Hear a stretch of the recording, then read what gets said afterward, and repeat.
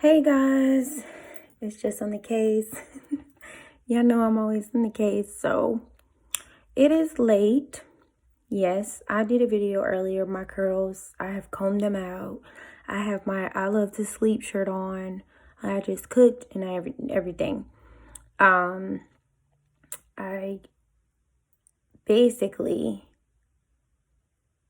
just got off work not too long ago either, and this is how we're going to begin. This is a case about Johnny Gosch.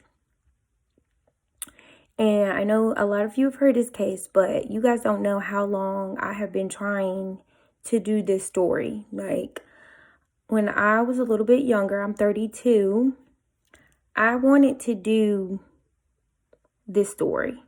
But I chose not to because I didn't know what I was doing then. Had no clue about doing anything. I don't even think, to be honest, I was even thinking about YouTube. I mean, who was? Anyway, I have my notes here, guys, because this is a very important case to me. Also, because Johnny Gosch was never found. And I feel as though, things like that should never be forgotten. Being that it is said that this is more around child trafficking, I feel like that we should be bringing it to awareness to a lot more people. Because child trafficking, adult trafficking, all of it exists.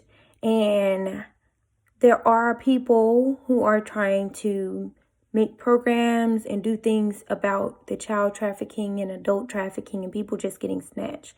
The only thing that I can tell you is, if you don't have to be alone, don't be alone just walking around at certain times of night or by yourself alone. And if you are going to be alone, make sure you have certain things.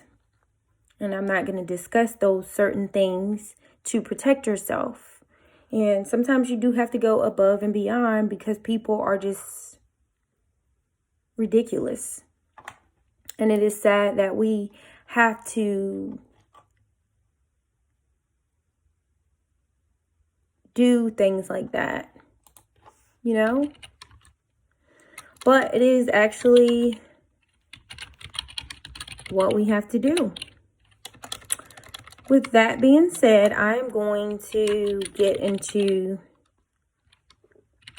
the story of Johnny Gosch and the disappearance of Johnny Gosch. If I look a little weird, guys, I'm sorry. I am in front of my computer too. So anyway, first things first.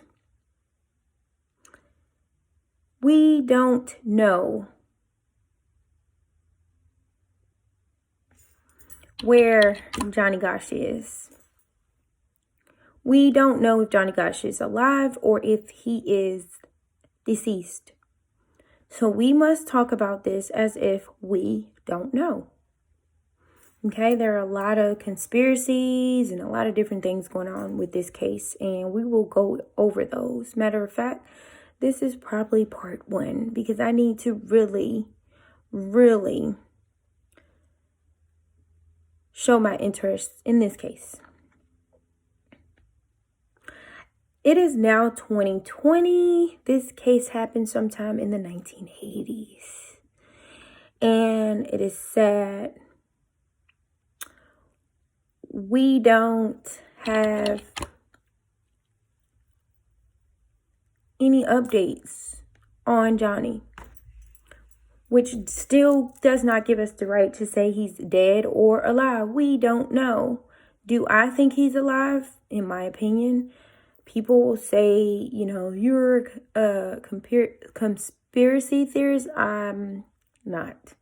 I believe that anything is possible, and I believe that he could possibly be alive, and that's just my opinion and my opinion only. With that being said, Johnny, as far as I know, he was 12 years old. How this case starts off for me, and I've done a lot of research on this case. When I say a lot of research, I mean I've watched the documentary on Amazon Prime. I've looked into Mrs. Noreen Gosch's statements. I've actually watched her talk. I've listened to Paul Bonacci say things. I have listened to podcasts. I've listened to YouTube channels. I have done a lot to figure out what do I come up with this story, since this story has been pressing me for years. And what I've come up with is I'm going to tell the story my way and in my opinion. So how I feel the story really would go is this.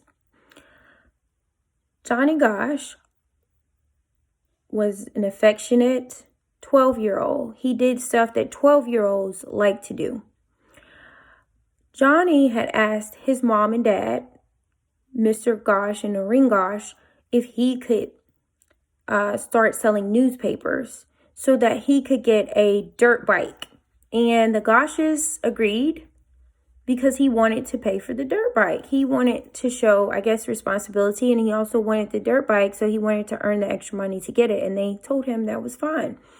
And with this, his shift was in the morning, early in the morning.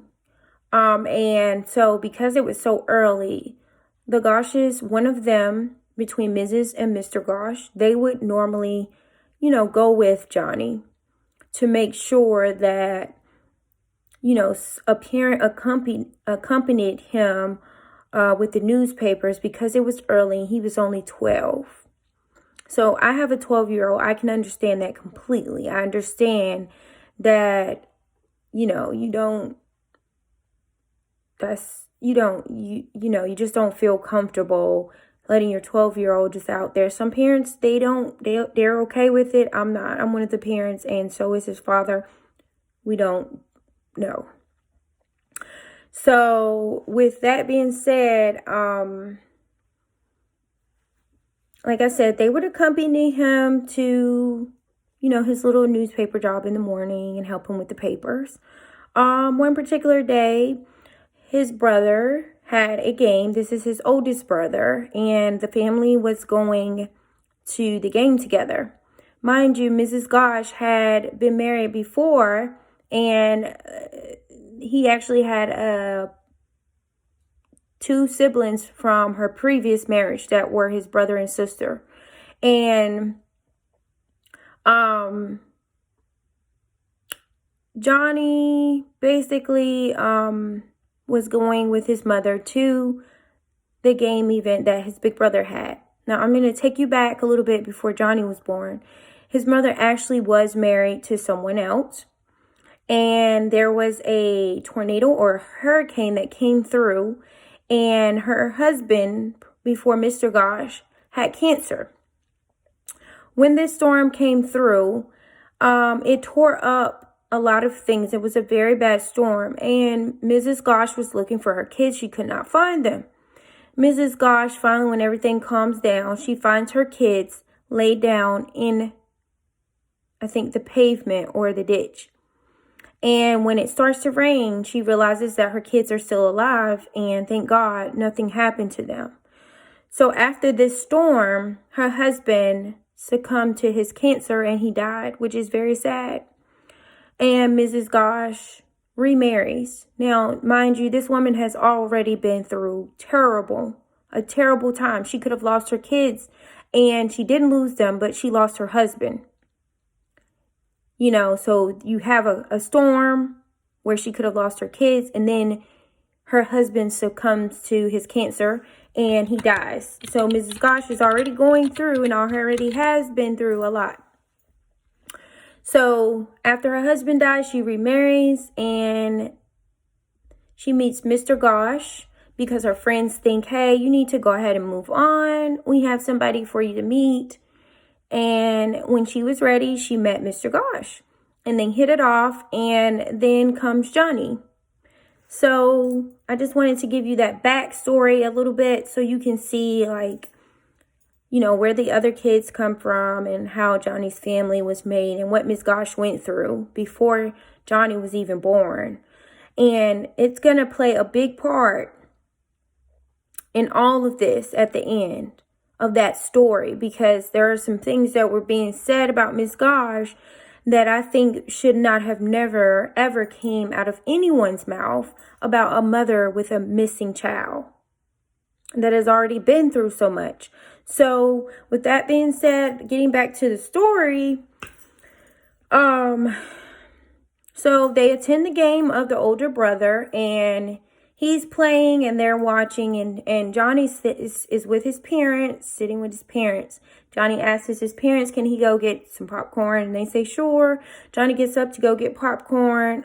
It's taking him a little while, so his mother starts to get concerned. She just wants to know, why hasn't he returned? What's going on?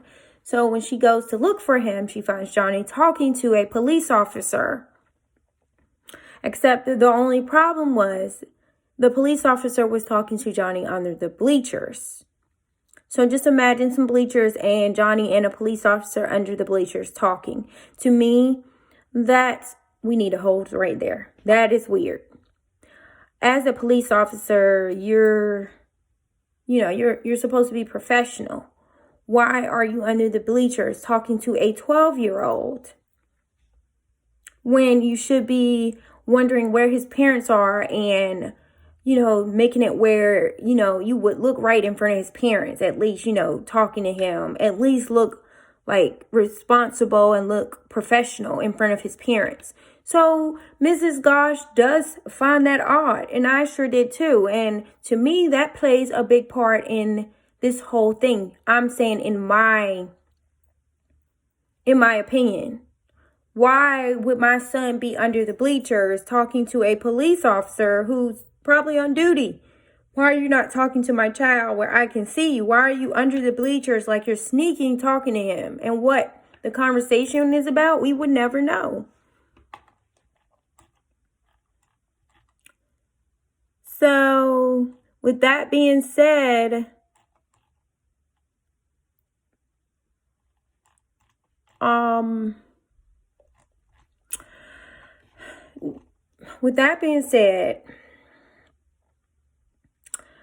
Mrs. Gosch tells her son to rejoin her and his dad back over where they were to watch the game. So he goes back over and he watches the game, watches his brother play, and then after the game is over, the Gosches head out, and they had some activities that they were going to do after anyway, if I'm not mistaken. And during this, walking, away from the game, Johnny spots the police officer again. And if I'm not mistaken, because I can't really remember word for word what he said, so don't quote me, but he said something to the effect as, that was a good talk. I might want to be a police officer or something like that one day. Something like that, to that effect, okay? And they head out and nobody thinks anything else of the situation. Okay, now mind you, I told you that Johnny normally is, with his parents when he does the newspaper route, because again, it is early in the morning and Johnny does not need to be alone at 12 delivering newspapers early in the morning like that. So basically, before that morning, Johnny goes to his mother and father, and he gets the courage up to ask them, can he, do the newspapers by himself? And his mother does not think it's a good idea, but his dad tells him, okay, sure. And his mother insists, Mrs. Gosch insists that no, that's not a good idea. And I would have done the same. He's not 16 or 18, he's 12. So I would have said no too. Because it's just, even though that was in the 1980s, it's just a lot going on in the world. And it's been going on way before now. Like, it's just a lot. And little kids, if you go back to that time little kids were getting missing too, you know. And even though the neighborhood was a good neighborhood, that didn't stop anybody from doing weird stuff. And that's basically what I'm getting at the moment. So, Johnny heads upstairs, but then he comes back down to show his mother love and show her that he loves her. And I'm feeling like Miss Gosch probably felt some type of way. Even though Johnny is affectionate with his mother, and at 12 years old, that's how kids are. Like I said, I have a son of my own. So I'm telling this in the way that I would think Miss Noreen would tell the story if it wasn't her son, but she had a son to relate. So at that age, you know, they like the dirt bikes. They like, you know, outside. They like video games. They like everything that a 12-year-old boy likes, you know, to do. Even the water, the lake, all types of things. So this is what was going on. So Johnny heads back up the steps after showing his mother love and that he loves her and stuff like that. And Mrs. Gosch and Mr. Gosch, they go to bed. There is another phone call. They've been getting phone calls about someone saying, you know, calling, and Mr. Gosch having to say they have the wrong number. But somehow this phone call, Mr. Gosch picks up the phone and basically is saying yes, okay. So Mrs. Gosch raises up and says, "Who is that?" And this is just me trying to show you how this probably went. And I can't say it quote from quote because I'm not Mrs. Gosch or Mr. Gosch. And I'm saying that now. If you hear me say anything, do not quote me on it. Mrs. Gosch raises up and says, "Who is that?" And Mr. Gosch says, "Oh, it was the wrong number." And Mrs. Gosch states, "Well, you don't tell the wrong number, okay, and yes." But she doesn't say anything else. She doesn't, you know, go deeper with the situation. She lays back down and she falls asleep. Next, they get another phone call after a while saying that a customer he's complaining that he did not receive his paper.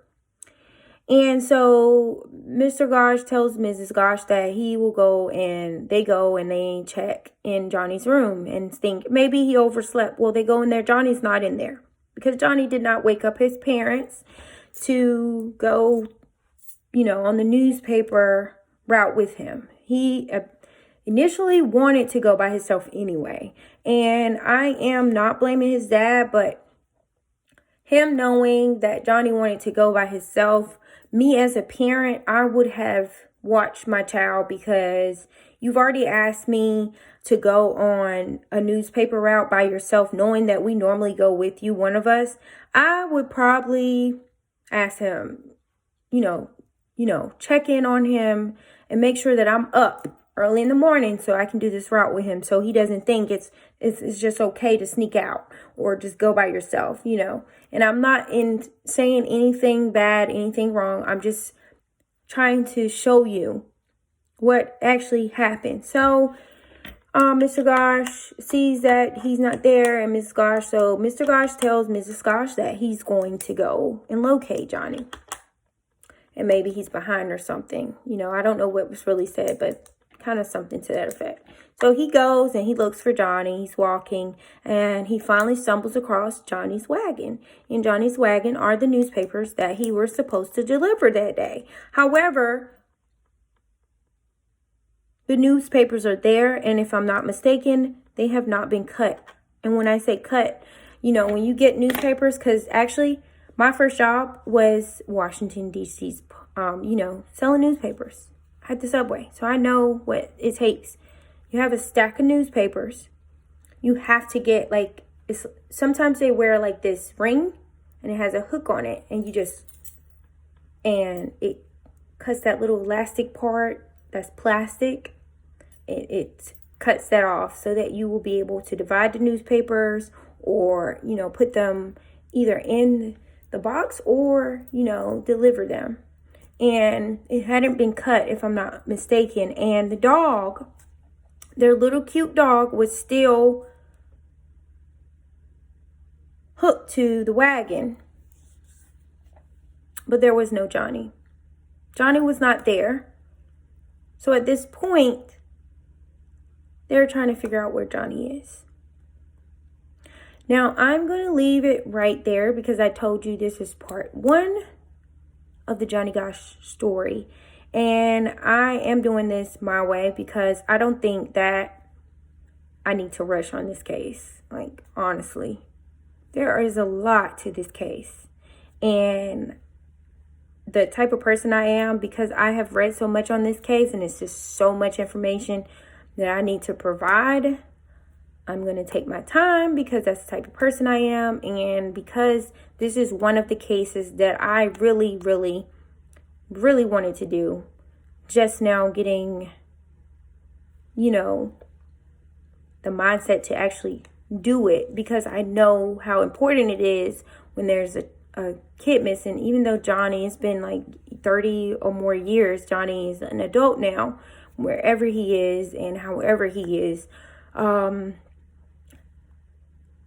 To what I'm saying, he was a kid when he disappeared. And that's what I'm sticking with at the moment, is that, there's just a lot with this case. And I'm going to dissect it and make sure that part 2, when I come back, that it is just as good as part 1. So far, we have stopped where his dad has come to the wagon, sees the papers have not been touched, and the dog is still hooked to the wagon, but no Johnny in sight yet.